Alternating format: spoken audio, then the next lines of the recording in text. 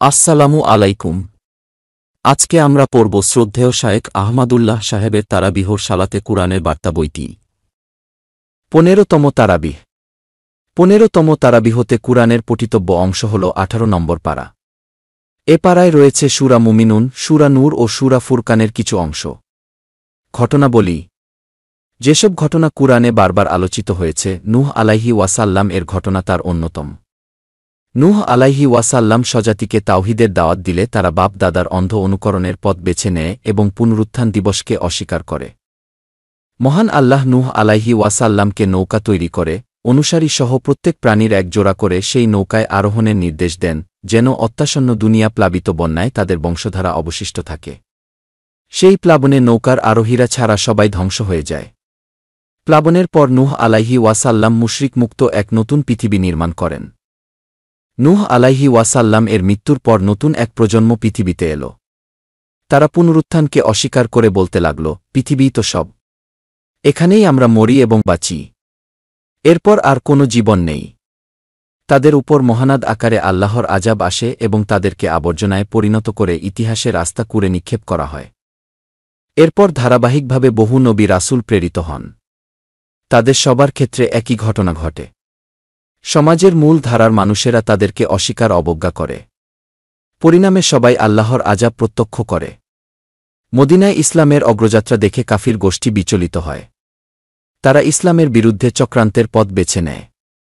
এ কাজে মুসলমানদের মাঝে ঘাপটি মেরে থাকা মুনাফিকদের ভূমিকা ছিল সবচেয়ে জঘন্য। মুস্তালিকের অভিযান শেষে মদিনায় ফেরার পথে প্রিয়নবী সাল্লাল্লাহু আলাইহি ওয়াসাল্লাম এক জায়গায় যাত্রা বিরতি করেন। সেই অভিযানে আয়েশা রাদিয়াল্লাহু আনহা ছিলেন নবীজির সফরসঙ্গী। আয়েশা রাদিয়াল্লাহু আনহা প্রাকৃতিক প্রয়োজন সারতে একটু দূরে যান এবং হার হারিয়ে ফেলেন। তিনি হার খোঁজায় ব্যস্ত থাকেন আর কাফেলা তাকে রেখেই রওনা হয়ে যায়।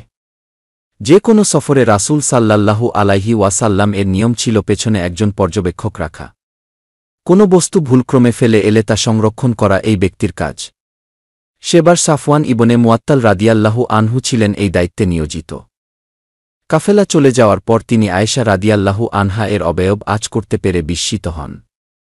দ্রুত উট বসিয়ে তাতে চড়তে বলেন। এরপর উটের রশি ধরে কাফেলার সাথে মিলিত হন। এটাকেই সুবর্ণ সুযোগ হিসেবে গ্রহণ করে ছদ্মবেশী মুনাফিকরা।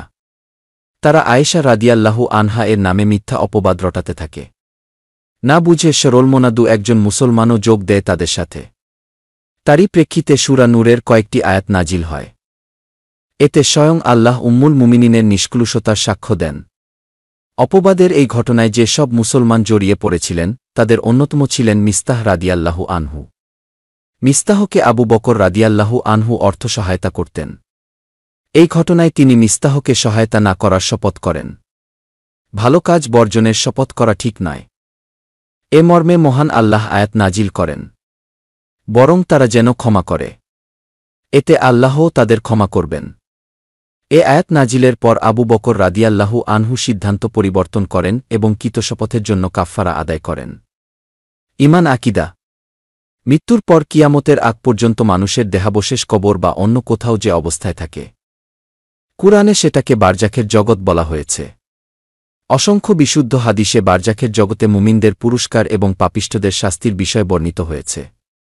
আদেশ: শুধু আল্লাহর ইবাদত ও দাসত্ব করা, হালাল ভক্ষণ করা, সৎ কাজ করা, তাকওয়া অবলম্বন করা, ক্ষমা করা ও উদারতা দেখানো, দৃষ্টি অবনত রাখা, চরিত্র হেফাজত করা, আল্লাহর কাছে তাওবা করা, অবিবাহিতদের বিবাহ দেওয়া, যাদের বিবাহের সামর্থ্য নেই তাদের সংযম অবলম্বন করা, আল্লাহ ও তার রাসূলের আনুগত্য করা, সালাত আদায় করা, যাকাত প্রদান করা এবং রাসূলের আনুগত্য করা। নিষেধ: শয়তানের পদাঙ্ক অনুসরণ না করা, অনুমতি ব্যতীত অন্যের কক্ষে প্রবেশ না করা, গায়রে মাহরামদের সামনে মুমিন নারীদের সৌন্দর্য প্রকাশ না করা, নারীদের এমনভাবে চলাফেরা না করা যাতে তার গোপন সাজসজ্জা প্রকাশ পেয়ে যায়। বিধিবিধান: ১. মহান আল্লাহ সাধ্যের অতিরিক্ত দায়িত্বের বোঝা চাপিয়ে দেন না। কুরআনের এই বাণী ইসলামী ফিকহের গুরুত্বপূর্ণ মূলনীতি। এ থেকে ফকিহগণ বহু বিধিবিধান উদ্ঘাটন করেছেন। ২. জিনা ব্যভিচারের শাস্তি ও তার বিধিবিধান তুলে ধরা হয়েছে সূরা নূরে। 3 কারো উপর ব্যভিচারের অপবাদ দিলে তার শাস্তি 80 বেত্রাঘাত এবং চিরকালের জন্য সাক্ষ্যদানে অযোগ্য ঘোষণা। 4 স্বামী স্ত্রী একে অপরকে ব্যভিচারের অপবাদ দিলে তা নিষ্পত্তির পদ্ধতি আলোচিত হয়েছে। 5 মুমিন নারী পুরুষের দৃষ্টি ও চরিত্র হেফাজত করা কর্তব্য। 6 চরম বার্ধক্যে উপনীত হওয়া মহিলাদের জন্য সাধারণ নারীদের মতো পর্দা করা আবশ্যক না। অবশ্য সাজগোজ ও রূপচর্চা করে পরপুরুষের সামনে তারাও যাবেন না। আর পর্দার শিথিলতা জায়েজ হলেও যথাসম্ভব সাবধানতা অবলম্বন করা তাদের জন্য উত্তম। 7 আশ্রিত প্রতিবন্ধীদের সাথে একত্রে খাওয়া নিয়ে উভয় পক্ষের মধ্যে সংকোচ ছিল। এই সংকোচের উৎস ছিল একে অন্যের প্রতি দায়িত্বশীলতা ও পরস্পরের অসুবিধার বিষয়ে অতি সংবেদনশীলতা। নিজেদের মধ্যে এত হিসাব না করে একত্রে বসে আহারের নির্দেশ দেন আল্লাহ। দৃষ্টান্ত আল্লাহর নূর অর্থাৎ মানুষের অন্তরে থাকা হেদায়েতের দৃষ্টান্ত দেওয়া হয়েছে একটি তাকের সাথে, যাতে রয়েছে একটি প্রদীপ। প্রদীপটি রয়েছে একটি চিমনির মধ্যে, যা উজ্জ্বল তারকার মতো জ্বলে, যে প্রদীপটি জ্বালানো হয় বরকতময় জয়তুনের সর্বোৎকৃষ্ট তেল দ্বারা। এ যেন নূরের ওপর নূর, আলোর ওপর আলো।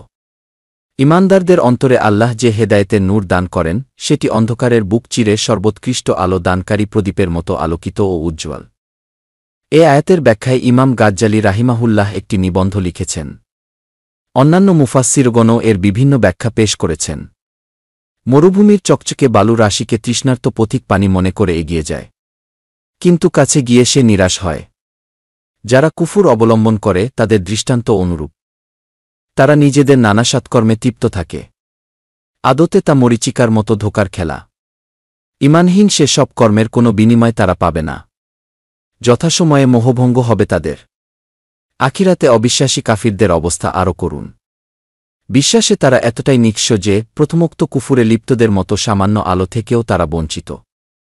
তাদের অবস্থা বোঝাতে গিয়ে আরেকটি উপমা দিয়েছেন আল্লাহ। গভীর সমুদ্রের তলদেশে বিস্তৃত অন্ধকারকে আচ্ছন্ন করে রাখে তরঙ্গের উপর তরঙ্গ, তার উপর মেঘমালার আধার। কয়েক স্তরের এই ঘুটঘুটে অন্ধকারে কেউ হাত মেললেও তা দেখতে পায় না। এই শ্রেণীর লোকেরা ঠিক এমন অন্ধকারে নিমজ্জিত। ইসলামী শিষ্টাচারের সৌন্দর্য অন্যের কক্ষে প্রবেশের ক্ষেত্রে শিষ্টাচার রক্ষা এবং প্রবেশের পূর্বে সালাম ও অনুমতি প্রার্থনার বিধান দিয়েছেন মহান আল্লাহ। এমনকি অনুমতি না পেলে ফিরে যেতেও বলা হয়েছে।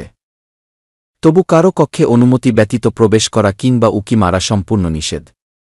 প্রাপ্তবয়স্ক হলে নিজের বাড়িতেও অপরের কক্ষে প্রবেশে অনুমতি গ্রহণ করা উচিত। কৃতদাস, কৃতদাসী এবং অপ্রাপ্তবয়স্ক শিশু কিশোরদের জন্য সব সময় তা প্রযোজ্য না হলেও ঘুমের সময় এবং একান্ত মুহূর্তে তাদের জন্যও তা প্রযোজ্য।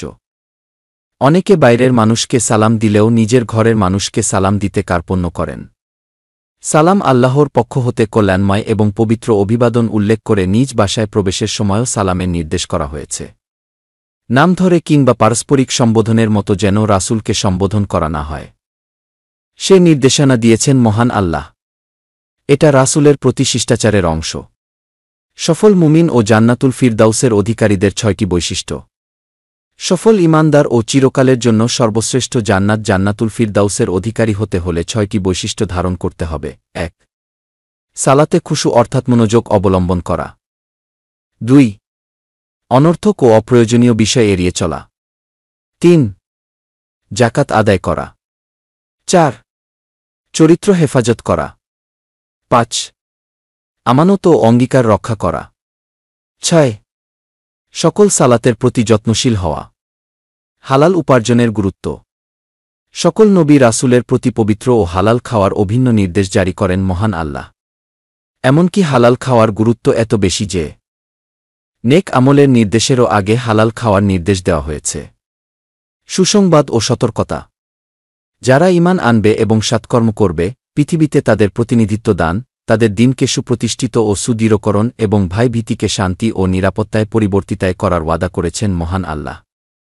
আখিরাতের চিত্র কেমন হবে? আখিরাতের প্রতি বিশ্বাস মানুষকে ঈমানদার ও আল্লাহভীরু হতে অনুপ্রাণিত করে। দুনিয়ার সৌন্দর্যে আচ্ছন্ন হয়ে আখিরাত ভুলে থাকা মানুষদের বিবেচনাবোধ জাগ্রত করার জন্য একটি আয়াতই যথেষ্ট। আল্লাহ বলেন, তোমরা কি মনে করেছ যে আমি তোমাদেরকে অহেতুক সৃষ্টি করেছি এবং তোমাদেরকে আমার কাছে ফিরিয়ে আনা হবে না? অবহেলা আর উদাসীনতায় নষ্ট করা জীবনের যখন অবসান ঘটবে এবং আল্লাহর আযাব যখন সামনে এসে দাঁড়াবে, তখন মানুষেরা পুনরায় দুনিয়াতে ফিরে আসতে চাইবে। মহাপ্রলয়ের মুহূর্তে যখন সিংহায় ফুৎকার দেওয়া হবে তখন কেউ কাউকে চিনবে না। সেদিন সৎকর্মশীলরা সফল হবে। কিন্তু অবাধ্যদের পরিণতি কি হবে সেই বর্ণনা দিয়েছেন মহান আল্লাহ। জাহান্নামীদের পারস্পরিক কথোপকথন ইত্যাদি উঠে এসেছে সূরা মুমিনুনের শেষ আয়াত পর্যন্ত। রাসূলের নির্দেশের বিরুদ্ধাচরণকারীদের সতর্ক করা হয়েছে, তারা যেন নিজেদের কৃতকর্মের শাস্তিস্বরূপ বিপদাপদ আপতিত হওয়া অথবা যন্ত্রণাদায়ক আযাবে আক্রান্ত হওয়ার ভয় করে। আল্লাহভীরুদের বৈশিষ্ট্য ১. প্রতিপালকের আয়াতসমূহের প্রতি ঈমান আনে। ২. প্রতিপালকের সঙ্গে কাউকে শরিক করে না। ৩. দান সাদাকা সহ কোনো ভালো কাজ করে অহমিকা করে না, বরং আল্লাহর সামনে দাঁড়াবার ভয়ে ভীত সন্ত্রস্ত ও বিনম্র থাকে। এই শ্রেণীর মানুষেরাই ভালো কাজে তৎপর ও কল্যাণের পথে অগ্রসর থাকে। আজকের শিক্ষা।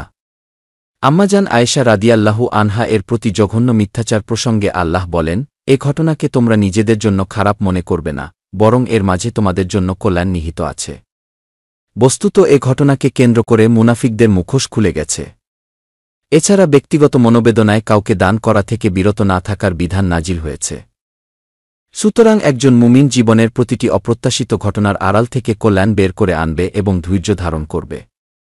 কটূক্তি ও মন্দ আচরণ প্রতিহত করতে গিয়ে আমরাও যেন মন্দ পন্থা অবলম্বন না করি। মহান আল্লাহ মন্দকে উৎকৃষ্টতম পন্থায় মোকাবিলা ও প্রতিহত করার নির্দেশ দিয়েছেন। আজকের দোয়া। হে আমার প্রতিপালক, আমাকে অবতরণ করান বরকতময় অবতরণে। আর আপনিই শ্রেষ্ঠ অবতরণকারী। হে আমার প্রতিপালক, আমি শয়তানদের প্ররোচনা থেকে আপনার আশ্রয় চাই। হে আমার প্রতিপালক, আমি আপনার কাছে আশ্রয় চাই, যাতে তারা আমার কাছেও আসতে না পারে। হে আমার পালনকর্তা, ক্ষমা করুন ও রহম করুন।